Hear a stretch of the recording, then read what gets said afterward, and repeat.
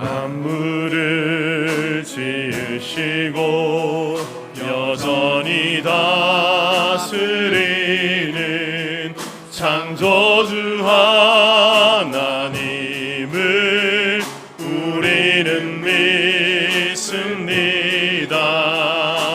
이 시간 함께 모여 우리를 원하시는 사랑의 하나님을 예배합니다. 죄로 멀어진 우리를 위해 이 땅에 오신 어린 양 예수, 길과 진리 생명주를 통해 우리는 나아갑니다. 마음의 노래를 들으시는 주님, 두려움에서 지금 일어나 사랑으로 오라 하시네. 우리의 약함을 잘 아시는 주님, 늘 우리와 동행하시며 참 기쁨과 소망 주시는 주를 예배합니다.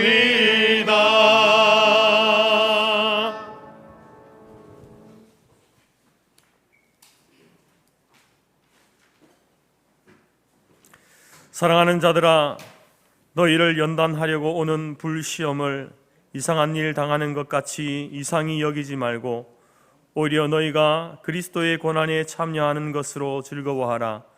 이는 그의 영광을 나타내실 때에 너희로 즐거워하고 기뻐하게 하려 함이라. 아멘.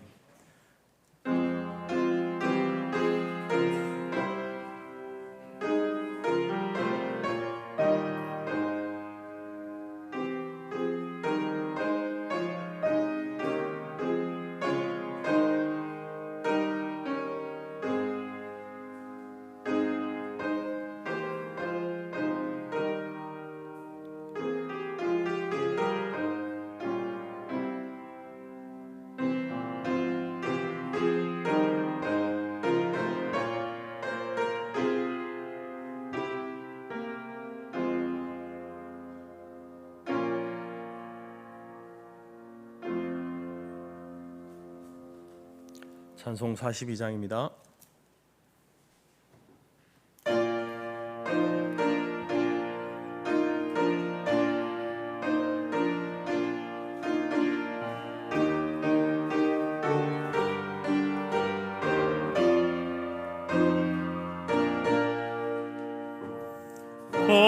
거룩한 주님께 예배를 드리세.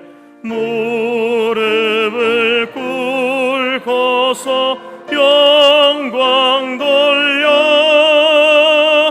금 같은 순종과 향기로운 겸손을 주님께 바쳐서 경배하세. 주 앞에 삼가서 겸손히 행하면 주 너를 언제나 돌보시리. 말씀의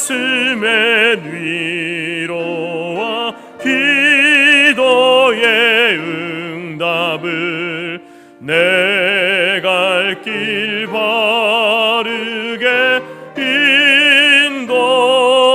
인도하리. 주 앞에 설 때에 두려워 말아라. 가난한 우리를 도우시리. 보배로 진리와 온유한 사랑은 주님께 다 바칠 귀한 예물, 떨면서 바치는 이 작은 예물도 주님은 귀하게 받으시리. 어두운 밤 지나고 새 아침 맞으니 믿음과 소망을 늘 주시리.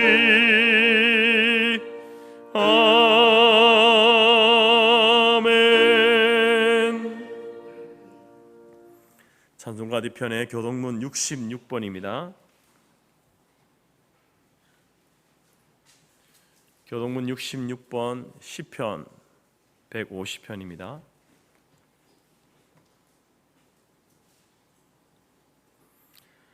할렐루야. 그의 성소에서 하나님을 찬양하며 그의 능하신 행동을 찬양하며 나팔 소리로 찬양하며 소고치며 춤추어 찬양하며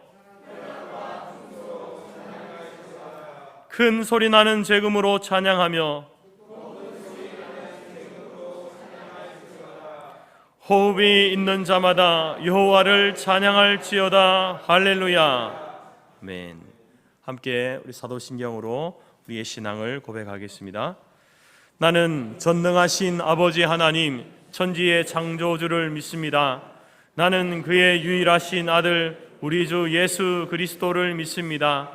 그는 성령으로 잉태되어 동정녀 마리아에게서 나시고 본디오 빌라도에게 고난을 받아 십자가에 못 박혀 죽으시고 장사된 지 사흘 만에 죽은 자 가운데서 다시 살아나셨으며 하늘에 오르시어 전능하신 아버지 하나님 우편에 앉아 계시다가 거기로부터 살아있는 자와 죽은 자를 심판하러 오십니다.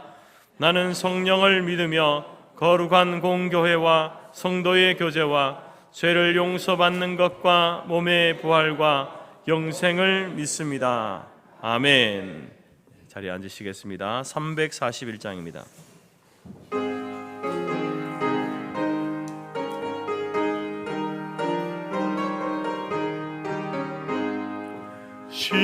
십자가를 내가 지고 주만 따라갑니다. 이제부터 예수로만 나의 보배에 삼겠네. 세상에서 부귀 영화 모두 잃어버려도 주의 평안 내가 받고 영생 복을 받겠네. 주도 곤욕 당했으니 나도 곤욕 상사람 간사하나 예수 진실합니다. 예수 나를 사랑하사 빛난 얼굴 보이면 원수들이 미워해도 염려할 것 없겠네. 내가 핍박 당할 때에 주의 품에 안기고 세상 고쳐 당할수록 많은 위로 받겠네.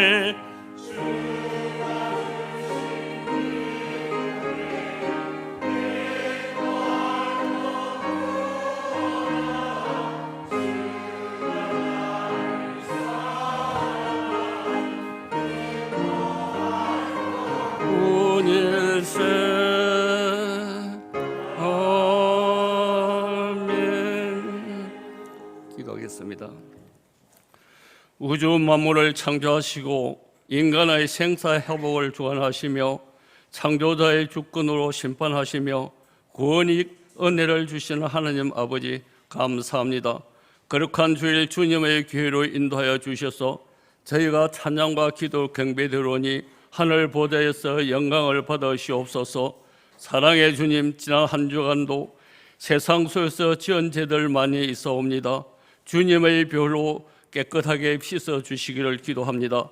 하나님 아버지, 7월과 8월에는 무더위가 기승을 부리고 집중호우로 인해 재성과 인명피해가 많습니다. 자연재해 역시 주님께서 주관하신 줄 나옵니다. 그러하오니 사랑하는 자녀들 뜨거운 태양 불 가운데서도 지켜주시고 폭우로 인한 물 가운데서도 빠지지 않게 하옵시고 여러 가지 감염병과 질병으로부터 보호해 주시옵소서. 지켜주시는 하나님, 오늘 예배 참석지 못하고 출타 중에 있는 성도님들 어디 있든지 지켜주시고 그 자리에 함께 하셔서 축복하여 주시고 집으로 돌아오는 그날까지 그 발걸음 하나하나 인도하여 주옵소서. 이제 저희가 주님의 영으로 세우신 교회 공동체에서 지혜로운 마음을 갖고 하나님께서 계시해 주시는 말씀 안에서 순종하고 말씀을 선포하시는 목사님과 가르치는 교사들과 봉사하고 헌신한 직분자들 모두가 어둠을 밝히는 빛의 사명자가 되어 빛과 소금의 역할을 잘 감당하게 하옵시고 하나님을 증거하는 복음의 소리가 세상 가운데 전하게 하시어 하나님을 모르는 많은 사람이 복음의 빛을 받아들여 교회로 인도하여 주시기를 기도합니다. 주님, 성도들 마지막 때에 거짓의 영, 미혹의 영을 분별할 수 있는 분별의 지혜를 주옵소서. 하나님께서 선지자를 통해 계시해 주신 출애굽을 잊지 않게 하옵소서. 그들은 광야에서 구원을 이뤘습니다. 저희가 거듭난다 하더라도 열매가 없다면 우리의 믿음도 실패할 수가 있습니다. 무엇보다도 성령의 인도하심을 필요할 줄 아옵니다. 그러하오니 주님의 성도들 늘 성령님과 동행하여 신앙의 열매가 맺어지기를 기도합니다. 교회 안에서의 가정에서 부모, 형제, 자매들끼리 다툼이 있다면 만민이 기도하는 교회의 믿음의 가정들 회복시켜 주옵소서. 믿음을 붙잡고 있는 주님, 자녀들 세상에 속해 있지 않고 하늘에 속하여 오직 주님만 바라보고 살아가기를 원하옵니다. 모든 시험 감당케 하시는 사랑의 주님, 저희들 그리스도 안에서 어떤 어려움이 있더라도 감당하게 하옵시고 어느 곳에 있던 그리스도 향기를 풍기게 하여 주옵시고 늘 깨어 기도하고 준비하여 주님을 맞이하게 하옵시고 저의 기도가 상달되고 응답해 주시기를 기도합니다. 사랑의 주님, 주님의 교회와 건속들 고물가와 고금리로 그 어느 때보다 어려움이 많은 줄 아옵니다.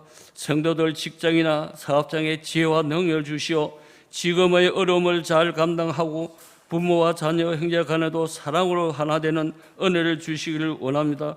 소망의 하나님, 지체가 병들어 병상에서 가정에서 재활 치료와 회복을 위해 수고하는 손길에도 찾아가셔서 위로해 주시고 손잡아 이끌어 신앙생활을 우리들과 다시 할 수 있도록 큰 은혜 내려 주옵소서. 주님, 10월 20일 새 생명을 구원케 하는 축제에 전교인이 기도하며 준비하고 있습니다. 많은 새 생명이 구원받을 수 있도록 인도하여 주시며 준비하는 손길 위에 지혜의 능력을 주시옵소서. 이 나라 대통령을 비롯한 위정자들이 공의로우신 하나님을 경외하며 용서와 화합으로 국민에 대한 존경심을 갖고 국정을 잘 이끌어가게 하여 주시옵소서. 지역과 이념, 세대와 빈부 간의 갈등 없이 대화와 타협과 화합으로 국민의 마음을 하나 되게 하여 주시옵소서. 물가는 하릴 수 없이 오르고 남과 북의 관계는 어느 때보다 불안정하며 러시아와 우크라이나의 전쟁으로 세계의 정세도 앞을 예측하지 못할 만큼 불안하오니 우리가 새로운 이정자들의 지혜를 모아 조국과 민족의 미래를 위해 주님의 뜻하심대로 하늘의 축복을 땅에서 이루는 지도자들이 되게 하여 주시옵소서. 능력의 주님, 말씀을 가지고 복음을 전하시는 선교사님들, 섬기는 곳에 말씀이 살아있어 능력이 충만하여 섬기는 목적을 다 이룰 수 있도록 가정과 경제가 충분한 복 주시옵소서.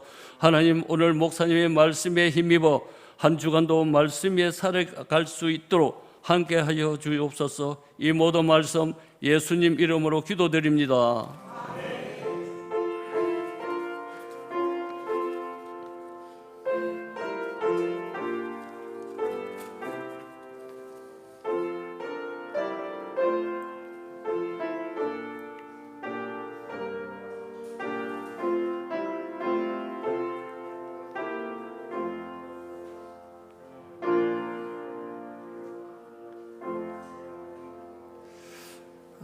교회 소식을 알려드리겠습니다.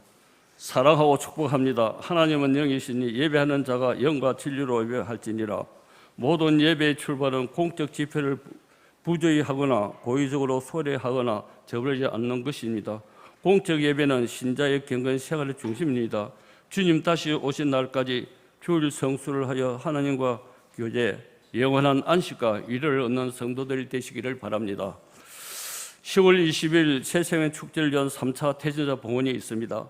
전도는 주님의 지상 명령입니다. 한 영혼을 품고 기도하고 사랑으로 섬기고 복음을 전하는 일은 누구나 감당해야 할 사명입니다.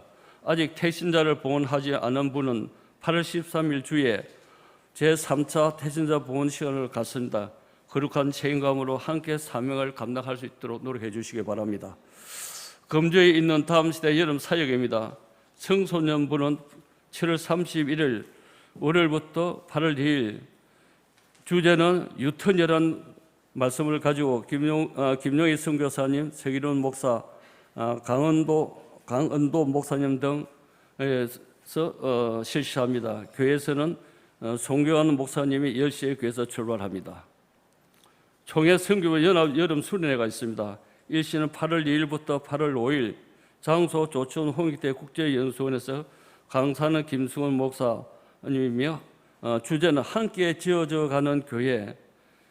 수요일 오전 10시에 우리 담임 목사님께서 교회에서 출발합니다. 후원을 요청합니다. 총회 청년부 여름 수련회를 후원해 주세요. 뜻이 있는 분은 담임 목사님에게 문의하여 주시면 되겠습니다. 임시 재직회가 있습니다. 다음 주 주일 되겠습니다. 8월 6일에 임시 재직회를 갖습니다. 앙커는 1층 유치원실 수리건입니다. 모두 참석하셔서 그 의견을 잘 전달해 주시고 같이 동참해 주시기 바라겠습니다. 다음 주일에는 이바울 선교사님과 박나영 선교사님 사역 보고가 있습니다. 시국 대학 사역을 통해 차세대에게 한국을 알리고 그분을 전하는 귀한 사역을 감당하고 있습니다. 더욱 어려워진 현재의 상황 속에서 새로운 길을 열어주시는 하나님의 귀한 섭리를 함께 경험하는 시간 되시기를 바랍니다. 그리고 근본 보고는 특별히 박나영 선교사님께서 보고하십니다. 교회 소식입니다. 청소년 순회에 송 목사님 인솔하시고 총회 청년부 순회는 담임 목사가 참석합니다. 죄송합니다. 그리고 추가적으로 광고를 하나 더 드리겠습니다. 윤년부 수련회가 지난주에 실제를 했습니다. 잘못이 돌아왔습니다. 그래서 성도님들의 많은 후원을 해주셔서 오늘 점심시간에 수방을 제공합니다. 많이 드시고 좋은 시간 되시길 바랍니다. 이상입니다.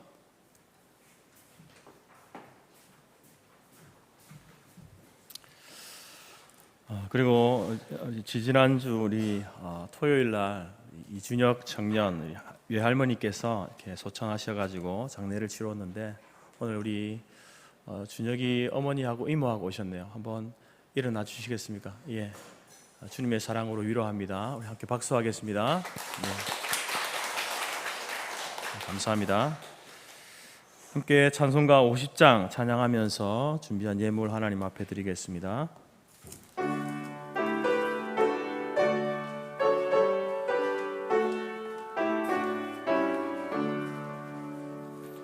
내게 있는 모든 것을 아낌없이 드리네. 사랑하고 의지하며 주만 따라 살리라. 주께 드리네. 주께 드리네.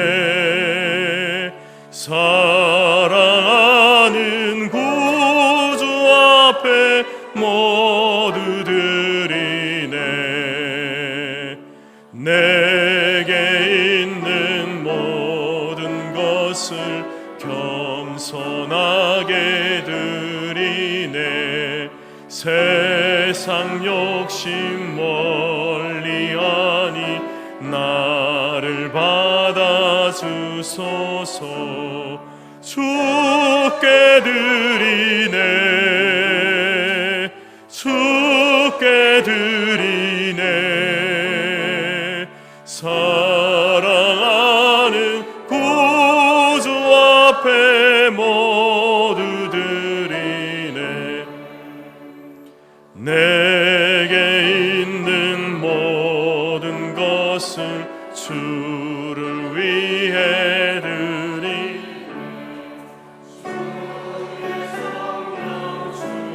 충만하게 내게 내려주소서 주께 드리네 주께 드리네 사랑하는 구주 앞에 모두 드리네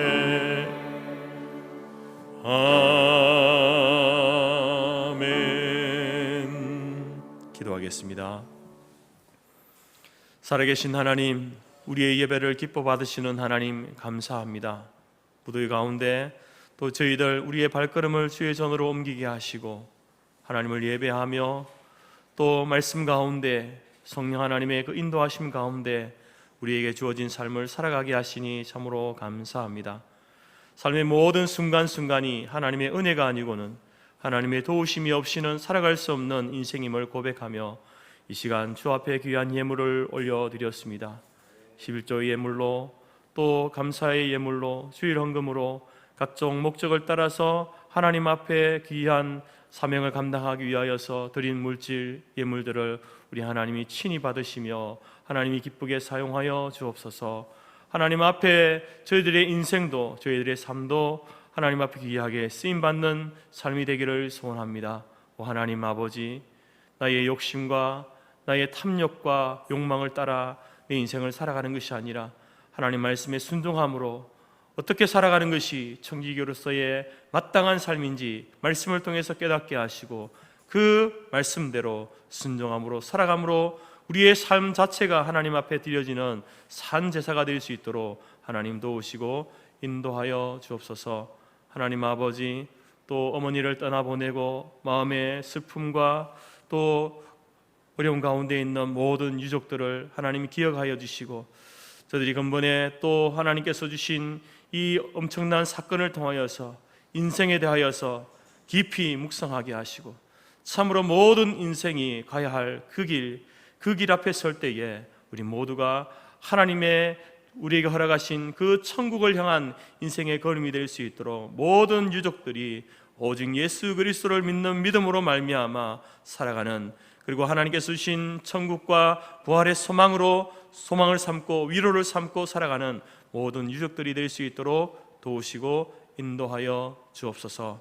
하나님께서 주신 이 놀라운 믿음을 모든 유족들이 온전히 예수 그리스도를 믿음으로 구원 얻게 되어지는 그 은혜 가운데 살아갈 수 있도록 하나님께서 도우시며 우리 장로님의 그 간절한 기도 하나님께서 들으시고 때를 따라 응답하여 주시고 할렐루야 찬양대 찬양을 기쁘게 받으시며 우리의 삶이 아름다운 화음으로 주 앞에 올려드리는 그러한 찬송이 되어질 수 있도록 하나님 우리를 도우시고 인도하여 주옵소서.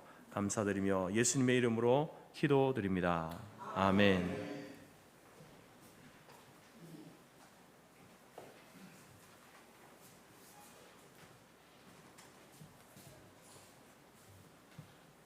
하나님이 우리에게 주신 말씀은 빌립보서 2장 1절에서 11절까지이며 신약 319페이지입니다. 앞 화면에도 있습니다.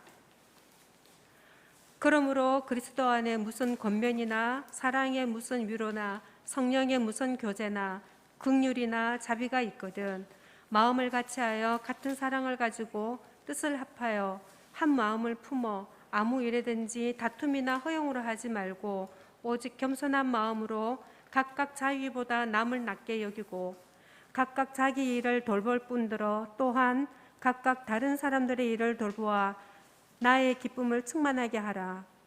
너희 안에 이 마음을 품으라. 곧 그리스도 예수의 마음이니 그는 근본 하나님의 본체시나 하나님과 동등됨을 취할 것으로 여기지 아니하시고 오히려 자기를 비워 종의 형체를 가지사 사람들과 같이 되셨고 사람의 모양으로 나타나사 자기를 낮추시고 죽기까지 복종하셨으니 곧 십자가에 죽으심이라.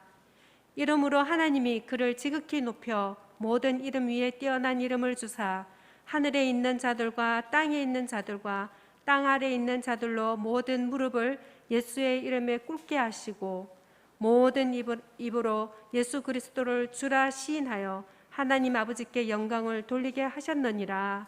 아멘.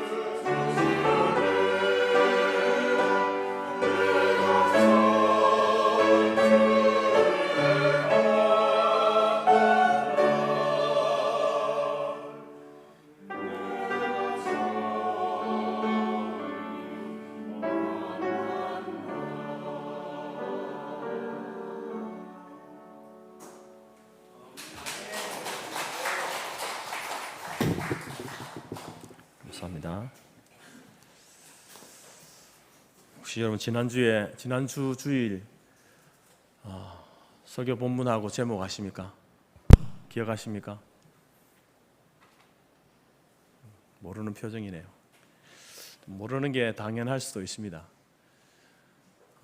예레미야 7장 1절로 11절 말씀으로 너희 말과 행실을 바르게 하라 말씀으로 선포했는데요.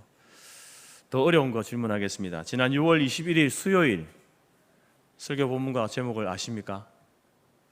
예배 참석하신 분들, 우리 온라인으로 또 현장에서 예배 참석하신 분들 혹시 기억하시나요? 기억 못 하시죠?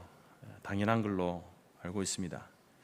뭐 다 잊어버려도 이 하나님의 말씀이 우리가 말씀을 듣고 말씀이 선포되고 듣게 될 때에 물론 뭐 시간이 지나면 잊어버리지만 그런 말씀들이 우리의 이 삶 가운데에 조금씩 자기도 모르게 스며들어서 그 말씀이 우리를 변화시켜 나가는 그것이 중요한 것이죠.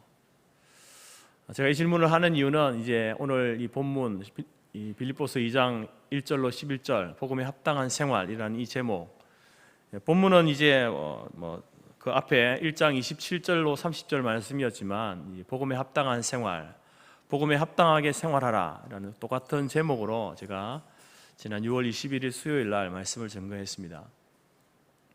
그때 이제 그 말씀 속에서 이제 세 가지로 어떻게 그러면 우리가 복음에 합당한 생활을 할 것인가, 한 마음 한 뜻이 되어야 한다. 모든 그리스도인들이 성도들이 한 마음 한 뜻이 되어야 한다. 또 함께 협력해야 한다. 그리고 우리 안에 있는 두려움을 극복해야 한다라고 이렇게 말씀했습니다. 그렇게 살아갈 때에 우리가 복음에 합당한 삶을 살 수 있다라고 말씀드렸습니다. 오늘은 두 번째로 이제 오늘 예수님께서 보여주셨던 그 삶의 모습, 예수님이 친히 우리에게 보여주신 그 삶의 본을 통해서 그리스도인이 따라야 할 그리스도인다운 삶의 모습이 무엇인가에 대해서 우리가 함께 살펴보고자 합니다. 그래서 이제 지난 그 수요일에 말씀드렸던 것과 오늘 이 말씀을 수학에 비유하면은 오늘 말씀은 기본 공식에 해당하는 겁니다. 그리고 그 지난 수요일에 말씀드린 것은요, 이제 그 기본 공식에 더하여서 응용되어진 그러한 공식, 문제다 이렇게 말씀드릴 수 있습니다. 여러분 학교 다닐 때 이제 뭐 수학을 이렇게 공부하실 때에 가장 먼저 배우는 것이 기본 공식 아닙니까? 기본 공식을 모르면서 응용 공식을 알 수 없고 또 응용된 문제를 풀 수가 없습니다. 기본 공식이 먼저 우리에게 숙지되고 인지되어 있어야만 그 다음에 응용적인 그런 어떤 문제라든지 공식을 우리가 이해하고 쉽게 풀 수 있지 않겠습니까? 오늘 예수님께서 우리에게 보여주시는 그 삶의 모습이 바로 우리의 삶의 가장 기본적인 그러한 복음에 합당한 그리스도인으로서 살아가야 할 삶의 모습인 것을 우리에게 말씀해주고 있습니다. 그래서 오늘 우리는 이제 예수님을 닮아가는 그것이 이 복음에 합당한 삶인 줄 알고 이제 예수님께서 우리에게 보여주시는 복음에 합당한 삶의 모습, 예수님은 어떠한 삶을 사셨기에 복음에 합당한 삶을 사셨는가, 함께 예수님의 삶의 특징을 살펴보기를 원합니다. 먼저 우리가 복음에 합당한 삶을 살기 위해서 우리가 닮아가야 할 예수님의 삶의 특징 첫 번째는 겸손이라는 것입니다. 예수님 그 존재 자체가 겸손이셨고 예수님의 삶 자체가 겸손한 삶이었습니다. 오늘 본문의 5절에도 보게 되면 너희 안에 이 마음을 품으라. 그리스도 예수의 마음이다. 우리가 살아가면서 품어야 할 그 마음이 있는데 바로 예수 그리스도의 마음. 여러분 예수님께서 이제 하나님이신 예수님께서 인간이 되신 것 그 자체가 겸손이죠. 하나님이신 분이 사람의 몸으로 이 땅에 오신 것 자체가 겸손입니다. 왕이신 하나님께서 이 땅에 오셔서 종의 삶을 사셨습니다. 왕이신 분이 종의 삶을 사신 것 그 자체가 겸손 아니겠습니까?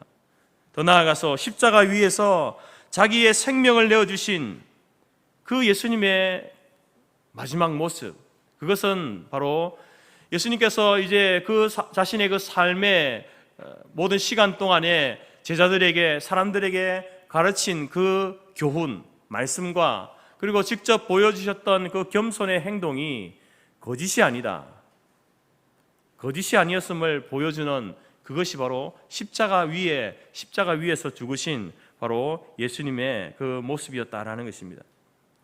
예수님께서는 분명히 자신의 권리를 내세울 충분한 이유를 가지고 계신 분입니다. 예수님께서는 하나님으로서 왕으로서의 권세를 누릴 자격이 있는 분이죠. 그렇지만 그 모든 것을 다 내려놓으셨습니다.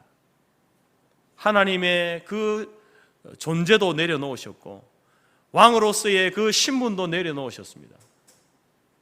왜 그러한 겸손을 보이셨을까요? 그것은 바로 우리 인생들을 위한, 죄로 영원히 죽을 수밖에 없는 인생들을 구원하시기 위해서 그 사랑 때문에 자신의 모든 것들을 내려놓으셨다라는 겁니다. 이러한 예수님의 겸손, 이 모습을요, 세상 사람들은 좋은 말로 하면은 따라가려고 하고 조금 부족한 표현으로는 흉내를 내보려고 합니다. 어쩌면은 우리 목회자들이 예수님의 그 겸손을 흉내 내려고 하는 그러한 사람들이 아닐까. 또 교회 안에 여러 직분을 가진 분들도 이제 직분을 받으면서 그러한 이제 요청을 받지 않습니까? 당신이 직분을 받으면은 예수님처럼 그렇게 섬기겠느냐, 사랑하겠느냐, 헌신하겠느냐? 그러한 질문을 우리가 예, 그렇게 하겠습니다라고 직분을 받고 이제 직임을 맡지 않습니까? 그래서 이제 그렇게 살아가려고 많이 노력을 합니다. 그러나 여러분, 이 겸손이라고 하는 것은요, 사실 흉내 낸다고 해서 되는 것은 아니죠. 물론 거기에서부터 시작되어지겠지만 이 겸손은요, 단순히 겉으로 흉내 낸다고 되어지는 것이 아니라 그 중심 안에서, 그 마음 안에서 진심으로 우러나와야 하는 것 아니겠습니까? 이 겸손을 흉내내는 많은 사람들 가운데 대표적인 사람들이 바로 죄송한 표현이지만 정치인들 아니겠습니까? 특별히 여러분, 이제 이 겸손, 그들의 겸손은 선거 기간마다 이제 찾아오죠. 보여주기, 생색내기식의 그러한 겸손의 모습을 우리가 많이 보지 않습니까? 그래서 식상해 하면서도, 그러면서도 또 그런 모습이라도 보이지 않는 그러한 정치인들을 또 우리가 이제 또 손가락질가 요구합니다. 로버트 번즈라는 스코틀랜드 시인이 이런 이야기를 했습니다. 자랑을 숨기듯 하면서 보여주는 겸손은 가장 얄미운 것이다. 이야기를 하면서 자기 자랑이 아닌 것처럼 하면서 이렇게 이야기하는데 알고 보니까 자기 자랑인 거죠. 그것이 가장 얄미운 것이다 라고 이렇게 이야기를 했습니다. 여러분, 우리가 사람들과 이야기하는 중에 절대로 자신의 자랑거리를 말하지 않는 듯 하면서 은연중에 그 자랑하는 사람을 보면 어떻습니까? 얄밉잖아요. 어떤 속이 뻔히 보이는 그런 어떤 말을 하는 것을 알면서 그것을 듣고 있자니 속이 좀 뒤틀리는 그런 경우도 있습니다. 얄밉죠. 좀 나쁜 표현으로 하면 어떻습니까? 그런 사람은 좀 재수 없습니다. 그렇게 표현하잖아요. 여러분, 이 겸손은요, 흉내 낸다고 해서 되는 게 아닙니다. 겸손을 흉내 내려고 하지 말고 오늘 뭐라고 합니까? 그 겸손의 마음을 품으라. 그리스도의 이 마음을 품으라고, 우리에게 품으라고 이야기합니다. 예수님께서 보여주셨던 그 겸손을 한번 여러분 생각해 보십시오. 그 겸손은 예수님이 자기 자신을 PR하기 위해서 사람들에게 이렇게 자랑하기 위해서 한 겸손이 아니지 않습니까? 내가 이 정도까지 겸손하다. 하나님이 내가 사람의 몸으로 왔다. 봐라, 나의 겸손이 이 정도다. 왕인 내가 종으로 너희들을 섬기고 있지 않느냐. 봐라, 나의 겸손이 이 정도다. 예수님께서 자기의 겸손을 사람들에게 PR하기 위해서 보여주신 그런 어떤 이벤트적인 그런 겸손이 아닙니다. 예수님의 겸손은 죄와 허물로 죽을 수밖에 없는 인생을 진심으로 사랑하는 마음 가운데서 우러나오는 겸손입니다. 그래서 사도 바울은 이런 사랑의 마음을 우리에게 본받으라고 하는 거예요. 그 예수님의 사랑의 마음을 본받을 때에 우리 가운데 드러나는 것이 뭔가, 나타나는 것이 겸손이라는 겁니다. 내가 겸손하고자 해서 겸손한 것이 아니라 하나님을 사랑하고 하나님께 사랑하신 그 영혼을 사랑할 때에 우리에게 나타나는 삶의 양식이 겸손입니다. 그래서 각각 자기보다 남을 낮게 여기고 각각 자기 일을 돌아볼 뿐더러 또한 다른 사람의 일을 돌보아. 이것이 어떻게 가능합니까? 그 사람을 사랑하지 않고는 불가능한 일입니다. 자기 일이 우선이죠. 내 일이 먼저고 그것은 내 문제를 먼저 해결해야 되고 내 배가 먼저 불러야 하고 내 만족이 먼저인데 그것을 말하지 않고 자기보다 남을 낮게 여기고 자기의 일을 돌아볼 뿐만 아니라 다른 사람의 일까지 돌아보는 것, 그 사랑이 없이는 겸손함을 나타낼 수 없다라고 이렇게 말하고 있는 것이죠. 어거스틴은 이런 이야기를 합니다. 언제든지 겸손하고 자기를 낮추는 것이 기독교의 제1, 제2, 제3의 법칙이다. 겸손이, 어거스틴의 입장에서는 겸손이 중요하다는, 겸손이 제1, 제2, 제3의 법칙이다, 삶의 법칙이다 라고 이렇게 이야기했습니다.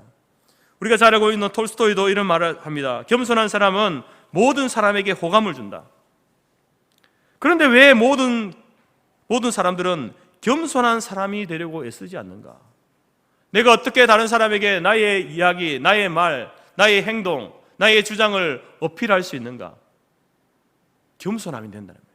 겸손하면요, 그 사람의 말과 행동이, 그 겸손한 말과 행동이 다른 사람에게 호감을 준다는 거죠.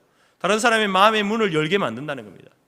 그런데 왜 그것을 알면서도 사람들은 겸손하지 않을까? 톨스토이가 그렇게 이야기했습니다.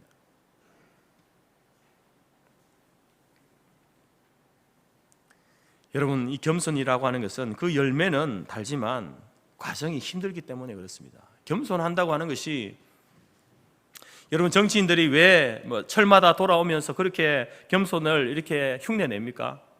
보여주기식의 흉내를 합니까? 물론 그렇지 않은 정치인들도 있지만 대부분의 많은 정치인들이 그 배지를 달고 이제 그 자기의 일을 하면서 겸손하기가 쉽지 않습니다. 힘이 주어지는 자리 아닙니까? 권세가 주어지는 자리에서 있으면서 자기를 낮춘다는 것, 겸손한다는 것 쉽지 않거든요. 어렵기 때문에 그렇습니다. 그럼에도 불구하고 오늘 복음에 합당한 삶을 살기 위해서 살아가는 모든 그리스도인들은 겸손해야 한다. 정말 여러분들이 복음에 합당한 삶을 살기를 원하십니까? 그리스도인으로서 그리스도인다운 삶을 살기를 원하십니까? 그러면 겸손해야 한다는 것이죠. 겸손하기 위해서 여러분, 우리 안에 사랑이 있어야 하는 것입니다. 하나님을 향한 사랑이 있어야 겸손할 수 있고요, 지체를 향한 사랑이 있어야 겸손할 수 있는 겁니다. 하나님께서는 겸손한 자의 소원을 들어주신다고 했습니다. 겸손한 자에게 은혜를 베푸신다고 했습니다. 겸손한 자를 높여주시고 겸손한 자에게 지혜를 주시고 겸손한 자에게 구원을 베풀어 주신다라고 말씀합니다. 여러분, 겸손하시기 바랍니다. 하나님 앞에서 여러분, 우리의 겸손이 무엇입니까? 하나님 앞에서의 최고의 겸손은요, 나의 죄인됨을 인정하는 거예요. 성경이 우리에게 말하지 않습니까? 모든 인생이 죄인이라고 그렇게 선언하고 이야기하는데, 여러분, 우리도 제가 하나님 앞에서 죄인입니다, 그것을 인정하는 것이 최고의 겸손입니다. 그 겸손에서 여러분 모든 행위가 나오는 거 아니겠습니까? 오늘 저와 여러분들이 하나님을 사랑하기 때문에, 또한 이웃을 사랑하기에 여러분 그리스도인으로서 합당한 모습, 겸손의 모습을 나타내 보이는 저와 여러분이 될 수 있기를 간절히 바랍니다. 두 번째로 우리가 닮아야 할 예수님의 그 삶의 특징은요, 순종입니다. 자기를 낮추시고 죽기까지 복종하셨으니 곧 십자가에 죽으심이라. 예수님께서는 죽기까지 복종하셨다, 순종하셨다라고 이렇게 말합니다. 자기의 목숨을 십자가에 내어주는 데까지 순종하신 거예요. 죽는 신용만 한 게 아니잖아요. 실제로 죽으셨습니다. 목숨을 내어주신 거죠. 여러분, 어떻게 이것이 가능할까요? 물론 예수님이 하나님이시니까 가능하다, 하나님이시니까 가능하다라고 할 수 있지만, 그럼 육신을 가지신 분이잖아요. 육신이 없는 분이라면, 하나님이라면 쉬운 일이겠지만, 육신을 가지신 하나님으로서 예수님은요, 자기의 목숨을, 생명을 내어준다는 것은 쉬운 일이 아닙니다. 그 비결이 앞서 말씀드린 것처럼 철저하게 자기를 낮춘 겸손에 있는 것이고, 사랑이 바로 하나님을 향한 그 사랑, 죄인을 향한 그 사랑이 겸손을 가능하게 했습니다. 그리고 그 겸손이 하나님 그 섭리 가운데 되어질, 작전 가운데 되어진 그 십자가의 대속의 사건을, 그 순종을 가능하게 하신 겁니다. 7절 말씀에 보게 되면 자기를 비웠다, 오히려 자기를 비워 종의 형체를 가졌다, 이렇게 말씀하고 있고, 8절에 보게 되면 사람의 모양으로 나타나서 자기를 낮추셨다. 여기서 자기를 비웠다라는 말과 자기를 낮추셨다라는 이 말은요, 바로 예수님의 겸손을 나타내는 말입니다. 이러한 겸손이 있었기 때문에 하나님 말씀에 그 십자가에 죽으시는 그 영원한 작전 가운데 되어진 일이지만 그 말씀 가운데 순종하는 것이 가능했다라는 겁니다. 예수님의 겸손은 하나님의 뜻을 자기의 뜻보다 우선하는 데서부터 시작된 겸손입니다. 자기를 부인하는 겸손 아닙니까? 자기의 생각, 자기의 계산, 자기의 뜻, 모든 것을 내려놓는 그 겸손에서부터 순종이 출발하는 거예요. 겸손하지 않은 사람은요, 말씀에 순종하지 못합니다. 왜 하나님께서 교만을 그 악한 행위들 가운데에 큰 죄라고 이렇게 이야기합니까? 교만하면요, 하나님을 하나님을 인정하지 않을 뿐만 아니라 하나님 말씀에 순종할 수 없습니다. 겸손한 자만이 말씀에 순종하는 거예요. 예수님께서 그래서 제자들을 부르실 때에 그들에게 요구되어지는 첫 번째 덕목이 뭐냐? 자기를 부인하는 거였습니다. 십자가를 지고 따르려면은 자기를 부인해야 된다. 여러분, 자기를 부인한다는 말은요, 자기 존재 자체를 부인하라, 이런 말이 아닙니다. 자기를 부인하라는 말이에요. 내 안에 있는 죄된 본성을 부인하라는 거예요. 죄된 본성을 따라 살지 말라는 겁니다. 우리의 이 죄의 본성이 요구하는 대로 그렇게 그 죄의 본성에 순종하면서 살지 말라는 겁니다. 그게 자기를 부인하는 거예요. 그 죄성을 부인하는 것. 여러분, 우리 죄성에 자기의 죄된 본성의 중심에 뭐가 있는지 아십니까? 아담이 하나님 앞에 죄를 지은 그 죄의 중심에 뭐가 있는지 아십니까? 그 원죄의 핵심이 뭡니까? 그건 자기 중심성이에요. 자기가 자기 인생의 주인이 되고 왕이 되고 자기의 생각, 자기의 계획, 자기의 주장이 으뜸이 되는 거예요. 그래서 그 자기 안에, 내 안에 있는 이 자기 중심성, 내가 내 인생을 결정하고 선택하고 그에 따라서 살아가려는 그러한 모든 것들을 내려놓는 것, 그게 자기 부인이에요. 그것을 내려놓고 하나님께서 우리의 인생에게 요구하시고 명령하시는 그 명령이 무엇인가, 인생의 길이 무엇인가, 그것을 따라가는 게 여러분 자기를 부인하는 길이에요.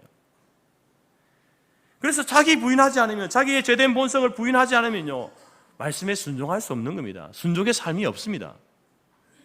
자기가 자기 마음대로 살아가는데 어떻게 하나님 말씀에 순종하면서 산다고 할 수 있습니까? 어느 추운 겨울날 선교사 후보생이 자기가 이제 선교사로 파송받기 위해서 이제 이 선교사로서의 어떤 자질이 있는가 없는가 검증을 받기 위해서 이제 면접을 하는 그러한 시간이 있었습니다. 오전 일찍 약속된 시간에 추운 겨울날 아침 일찍 이제 그 면접 장소로 가게 되었는데 면접관이 오지 않는 거예요. 나중에 저녁에 8시가 되어서, 아침 일찍 만나기로 했는데 저녁 8시가 되어서 면접관이 나타나서 몇 가지 이제 질문을 하는데 그 질문도 너무나 황당한 질문을 하는 겁니다. 이런 질문을 하는 거죠. 자네는 글을 읽고 쓸 줄 아는가? 아니, 지금 선교사로 나갈 사람한테 글을 읽고 쓸 줄 아는가 물어보는 게 그게 선교사로서의 자질에 대한 그 검증을 할 수 있는 질문입니까? 당신은 2 곱하기 2가 몇인지 아는가? 초등학생도 아는 그 질문을 하고 있는 거죠. 그런데도 불구하고 이 선교사 후보생은 그 질문들에 대해서 충실하게 답을 했습니다. 그리고 모든 질문이 다 끝나고 난 다음에 그 면접관은 만족한 듯한 미소를 띄우면서 합격입니다. 내일 위원회로 나오시기 바랍니다. 그리고 그 면접관은 그 선교사 후보생을 보내고 난 다음에 그가 쓰게 될 이제 후보생 추천서에다가 이렇게 글을 씁니다. 이 사람은 자기를 부인할 줄 압니다. 추위에도 푸대접에도 어떤 멸시에도 참아낼 수 있는 겸손한 일꾼입니다. 이렇게 썼다는 겁니다. 여러분, 우리가 하나님 말씀에 순종하며 살아가는 건요, 순종의 삶을 사는 것은 하나님께서 내게 명령하시는 것이 내가 그것이 수용되어지고 이해가 되어지는 그러한 일들에 있어서는요, 누구나 순종하죠. 내가 평소에 생각하고 있었던 그것에 대해서 하나님께서 명령하시면 하나님의 생각이 저와 똑같군요. 예, 제가 그 일 당연히 하죠. 제가 따르겠습니다. 순종하지 않겠습니까? 뭐 순종하지 않을 사람이 어디 있습니까? 이해가 되고 수용이 되어지는데 다 순종하죠. 하나님께서는 그러한 문제뿐만 아니라 여러분, 우리에게 요구하시는 순종은요, 그런 순종만이 아닙니다. 진정한 순종은 이해할 수 없는 일까지 순종하는 게 진정한 순종이에요. 하나님께서 우리에게 명령하시는 것 가운데 내가 이해가 되어지는, 수용이 되어지는 그러한 명령에 대해서 순종하는 것은 당연한 것이고, 이제 여러분, 하나님께서 명령하시는 것 가운데에 이해가 되어지지 않는 것들을 우리에게 명령하실 때가 있는 거예요. 인생의 중요한 순간에 하나님 이런 명령을 하시거든요.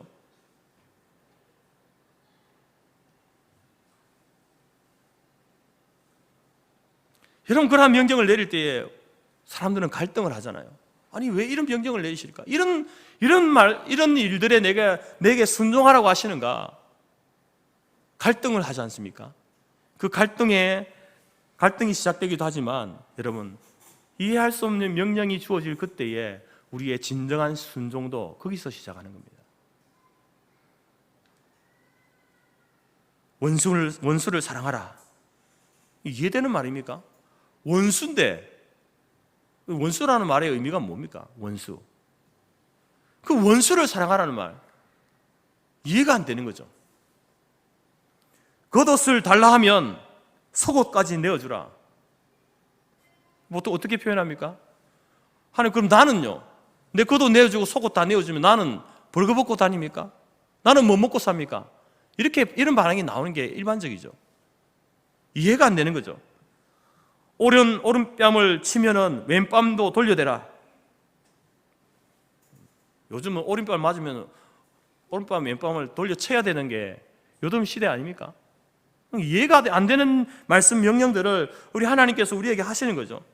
이런 것들은 세상의 논리나 세상의 가치와는 상반되는 것입니다. 그런데 여러분, 주님께서는 이러한 일에 순종하라고 하시는 거예요. 우리의 순종은 이러한 순종이 되어야 되는 겁니다. 여러분, 믿음이 있어야 순종합니까? 순종해야 믿음이 생기는 겁니까? 계란이 먼저냐, 달걀이 먼저냐, 닭이 먼저냐, 이 질문은 똑같은 거죠. 그럼 저는 이 믿음이 있어야 순종하는가, 아니면 순종이 있어야 믿음이 있는 것인가? 라는 이 질문에 대해서 곰곰이 생각하면서 이런 생각이 들었습니다. 믿음이 있을 때에 하는 순종하는 것은, 그것은 사람에 대한 어떤 인간의 순종이다.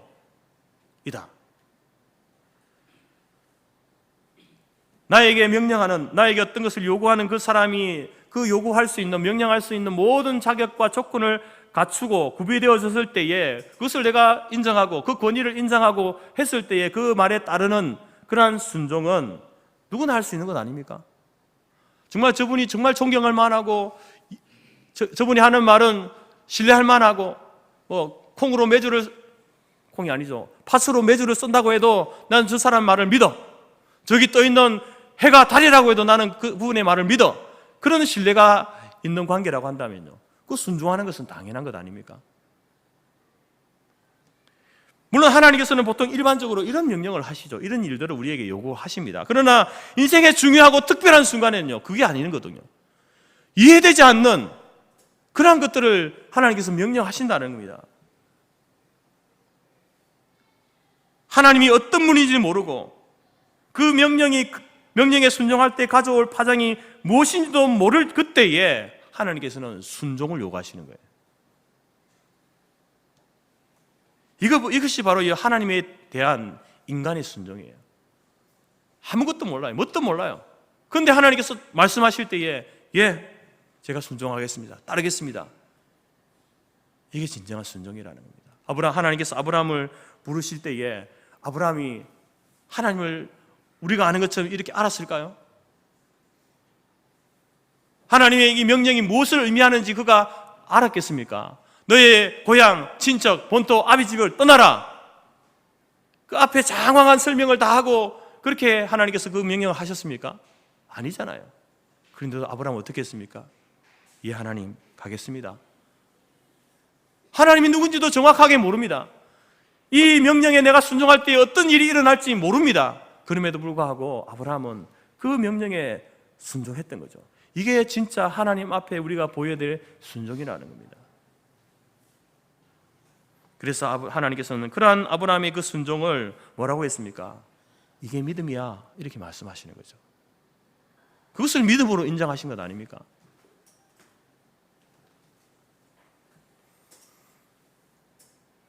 여러분, 복음에 합당한 삶은요, 믿을만한지 따지기 전에 순종하는 게 복음에 합당한 삶입니다.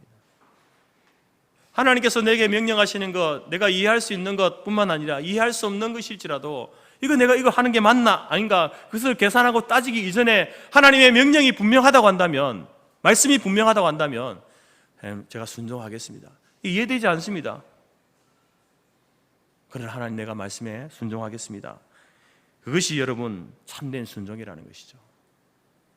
이 순종은 겸손이 없이는 불가능합니다. 여러분, 겸손함으로 하나님의 말씀, 그 명령에 그것이 무엇이든지 어떠한 것이든지 이해되는 것이든지 이해되지 않는 것이라 할지라도 말씀에 순종함으로 복음에 합당한 삶을 살아가는 저와 여러분이 될 수 있기를 간절히 바랍니다. 세 번째로 우리가 닮아야 할 예수님의 삶의 특징은요, 세 번째는 자기 희생입니다. 곧 십자가의 죽으심이라. 예수님의 겸손과 예수님의 순종을 완성시키는 것, 그 겸손이 진짜였다, 그 순종이 진짜였다, 그걸 완성시키는 사건이 바로 십자가의 죽으심이에요. 십자가의 사건입니다. 여러분, 예수님의 이 겸손과 순종이 예수를 믿는 사람들, 예수님의 제자들, 예수님을 따르는 사람들도 그것을 칭송하지만 예수를 믿지 않는 사람들도요, 예수님이 하나님이시다, 예수님이 구원자이시다, 이 사실을 믿지 않는 사람들도 예수님의 그 겸손과 순종을 칭송합니다. 칭찬하죠. 왜 그럴까요? 바로 십자가 위에서 자신의 생명을 내던진 이 자기 희생 때문에 그런 거예요. 자기의 생명을 버렸잖아요. 오늘 사도 바울은 빌립보 교회와 성도들을 향해서 바로 그런 예수님이 보여주셨던 그런 자기 희생을 나타내 보이라고 이야기하는 겁니다. 그 자기 희생을 나타내 보여 살아가는 것, 그것이 바로 성도로서의 합당한 삶이다. 복음에 합당한 삶이다. 예수님께서도 제자들에게 뭐라고 했습니까? 자기를 부인하고 자기 십자가를 져라.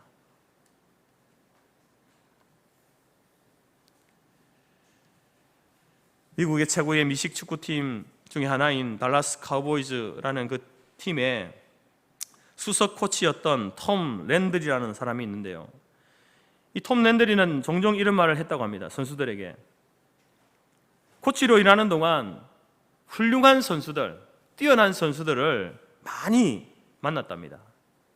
그렇지만 위대한 선수는 극소수랍니다. 극소수. 훌륭하고 뛰어난 선수들은 많이 만났지만 위대한 선수는 극소수라는 거죠. 근데 훌륭한 선수와 위대한 선수의 차이는 뭐냐? 45cm의 차이다. 무슨 말이냐면 머리에서부터 가슴까지의 그 길이 45cm의 차이라는 거예요. 자기의 경우로 볼 때의 훌륭한 선수들은 특출한 자질을 갖추고 있답니다. 태어나면서 그런 능력을 이제 하나님께로부터 부여받은 것 아니겠습니까? 그러나 위대한 선수는 열정 어린 마음을 가진 선수다. 자기 희생과 잔인하리만치 길고 고된 훈련과 연습, 전심전력을 다하는 집중력으로 결국 위대한 성과를 만들어내는 사람들이다. 이렇게 이야기합니다.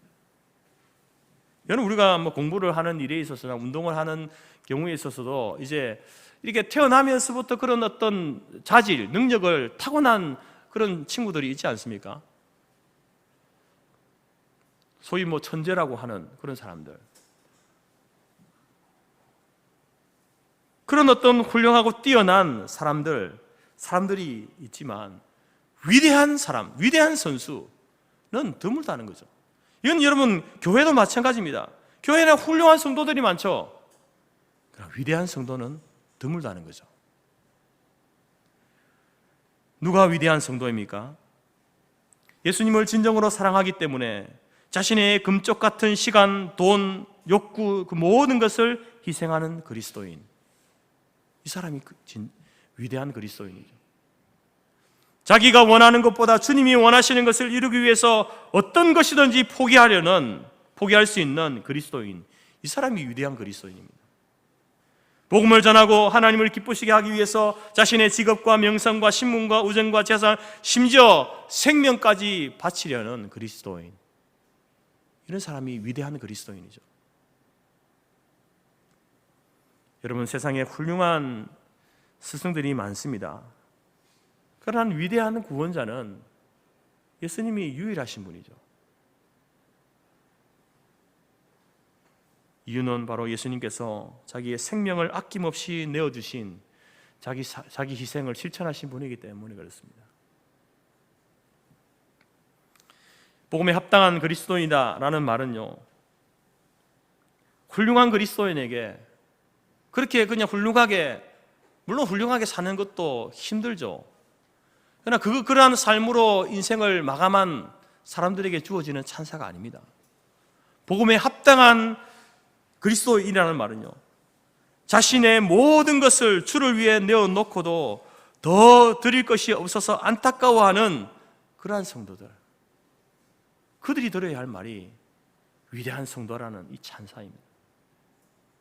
사랑하는 성도교회 성도 여러분, 오늘 우리는 복음에 합당한 삶을 사셨던 예수님의 삶의 특징을 함께 나누었습니다. 이 삶은 오늘 저와 여러분이 살아내야 할 삶인 줄 믿습니다. 교회를 사랑하기 때문에, 하나님을 사랑하기 때문에, 지체들을, 영혼들을 사랑하기 때문에 여러분 겸손하시기 바랍니다. 그리고 그 겸손함으로 하나님께 순종하시기 바랍니다. 이해할 수 있는 명령뿐만 아니라 이해할 수 없는 명령이 우리 가운데 주어질지라도 그것이 하나님의 명령이 분명하다고 한다면 여러분 그 명령에 순종하시기 바랍니다.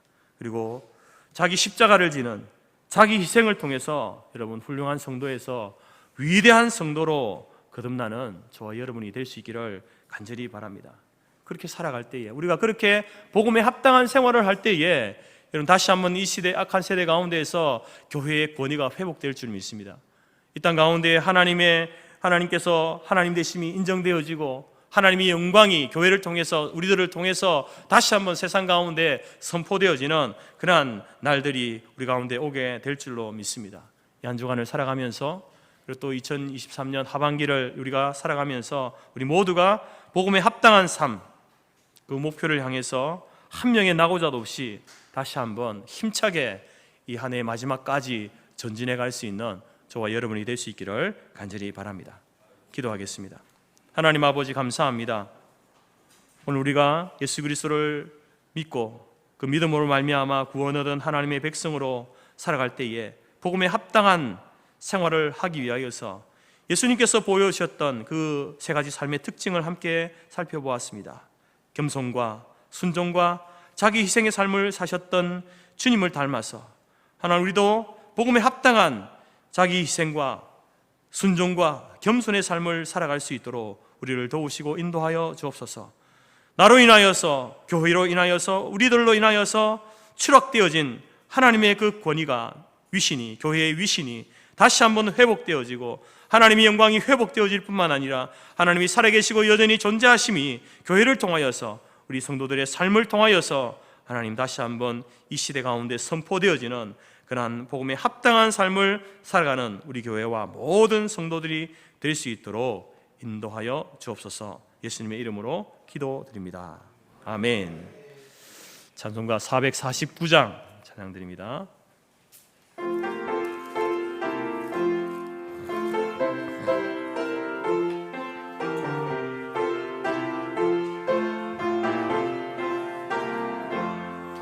예수 따라가며 복음 순종하면 우리 행할 길 환하겠네. 주를 의지하며 순종하는 자를 주가 늘 함께 하시리라. 의지하고 순종하는 길은 예수 안에 즐겁고 복된 길이로다.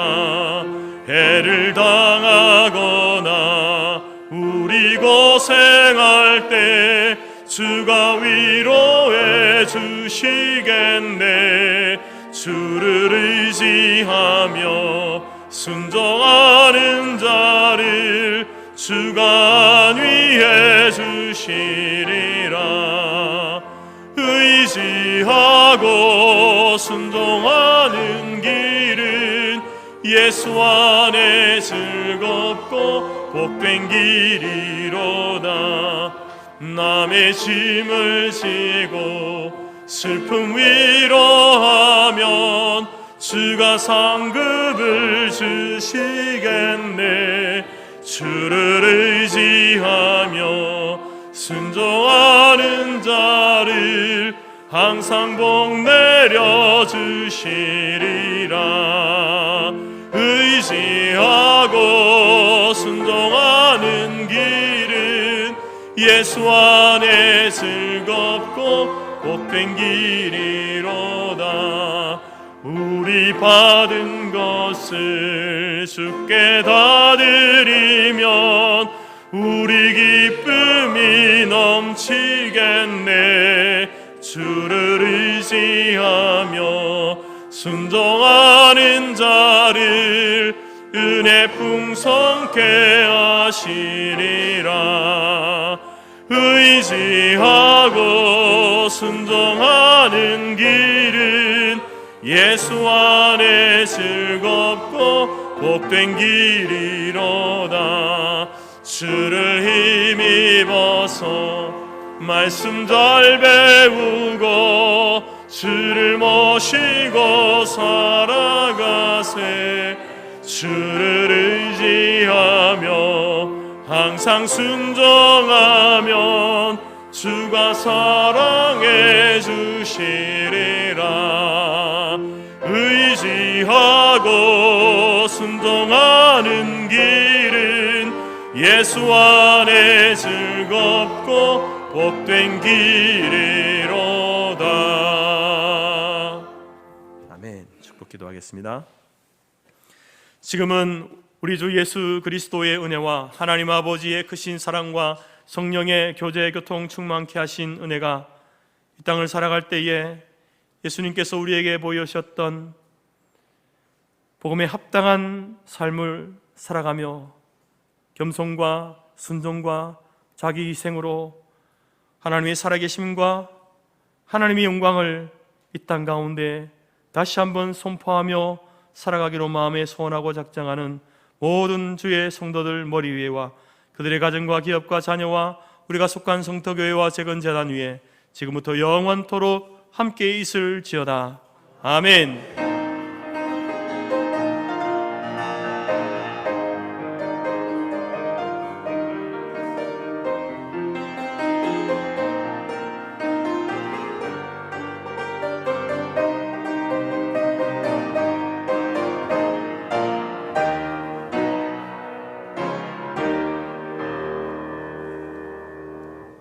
한 주간도 승리하시기 바랍니다. 예배를 마쳤습니다.